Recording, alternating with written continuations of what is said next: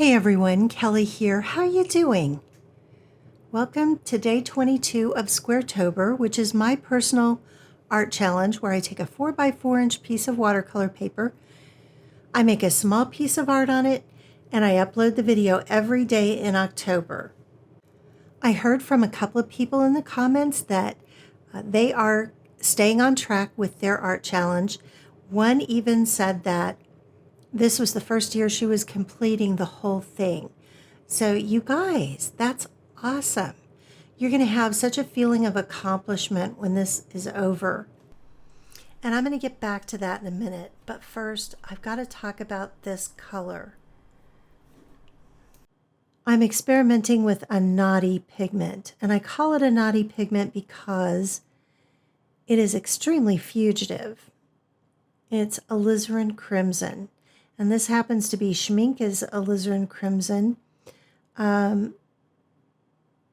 There's something so strong and confident and fleshy about it, but not, when I say fleshy, I don't mean gross fleshy.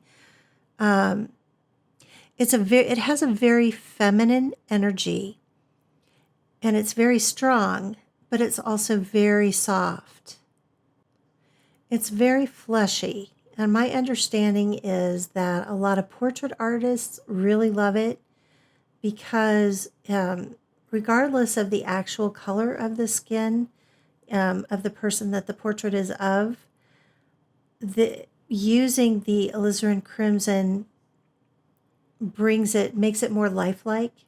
And I can totally see that, even though I've never painted with it in order to do a portrait. But I can't say enough. It is strong and soft and delicate and very compelling. Okay, now I also want to go back to this feeling of accomplishment when you complete some kind of challenge like this. I know that I'm already feeling more accomplished. I'm feeling there were excuses. And I don't even think they were excuses exactly, but insecurities maybe that kept me from showing up here to do videos. A lot of times it was feeling like my ambition for what I wanted to do was beyond my skill level. And the thing about doing a piece of art every single day as one of these challenges, the gravitas of each individual piece is lessened, because even if one of them completely misses the mark, is completely off, something that really just completely unsuccessful, it's only one of 30 or 31 pieces of art you've done this month. And there's no way you can gain the skills without doing the work. So if you're afraid that your skills aren't good enough to achieve the goal that you have, not doing it is not going to help you get better. So I think going forward, I'm definitely going to do some kind of little piece every day. I probably won't upload it or post it on social media. And it's probably what I should have been doing all along. And I don't know how I talk myself out of this. And I bet other people do it too. So that's the main thing that I've gotten out of this challenge so far.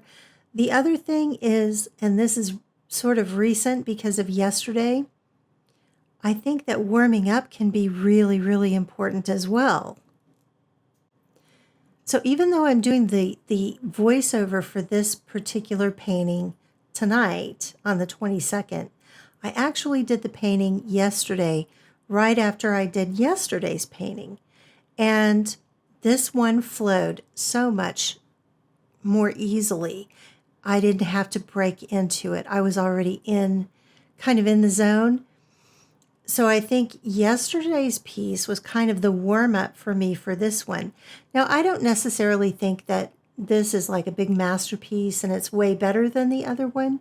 I'm just saying that it was easier to do. I was already relaxed. I was already, the paint was already flowing through my wrist and hand onto the paper.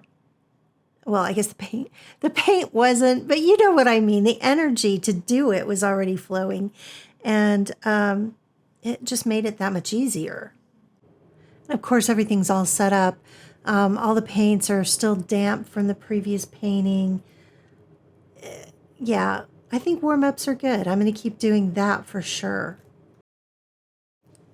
So on to something completely tangent. I'm not even sure if it's tangent, but I'd like to know, what kind of music do you guys listen to, or what do you listen to when you're creating art? While I was doing this one, I was on Deezer, which is the platform that's my preferred platform. And it has this, it's called Flow, and it takes the kind of music that's on your playlist, or the music that you tend to listen to, and it kind of creates a random group of songs. It kind of creates its own suggested playlist for you. So yesterday, while this was on, let's see, it was playing a lot of 60s and 70s funk, which I really loved. I mean, let's see, it was Curtis Mayfield, Marvin Gaye. I guess some of it's not funk exactly, but Average White Band. I was just really, and the Isley Brothers. I don't know why I have some of this on my playlist, but I don't know. Flow is kind of an interesting thing because it tends to introduce you to music that you may not have ever seen or heard about. And there's another band, I don't even think they're together anymore. It's called Venus, and they're a Belgian band, and their music is real dreamy. And that's also really good for art making. And there's a lot of music that I haven't listened to for years because it's not on the radio.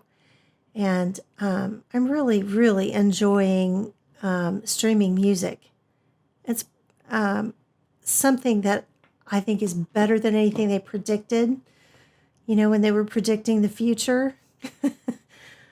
They never said anything about streaming music, but it's the best. I love it. Okay, now here I had a minor calamity. This has happened to me before. When I was in my drawing class this past summer, I had taped down the paper to create a border, and I was sitting with my friend B, and as I was pulling up the tape, she was admiring what a nice clean line it left, and then all of a sudden it went rip, and about a 2-inch piece of my drawing came up with the tape. And she looked at me and I looked at her, and we were both horrified. And she said, "What are you going to do?" And I just thought, we have a glue stick. Let's see what will happen if I glue that little piece back down. And that's what I did. And then I took my eraser and kind of burnished it down over the top, and it was good as new. I mean, I don't know. I don't know if it's archival, but it was in my art kit, so I used it. Yeah, it would have been better if I had, especially here, because I had a hairdryer right there. I could have warmed that tape up, and it would have come right up off of that corrugated plastic without any problem. But lesson learned. I guess sometimes you have to learn the lesson more than once. Thank you so much for sticking with me and watching this video and sticking with your own art challenge. That really helps me. It really does. And I'll see you guys in tomorrow night's video. Take care. Bye-bye.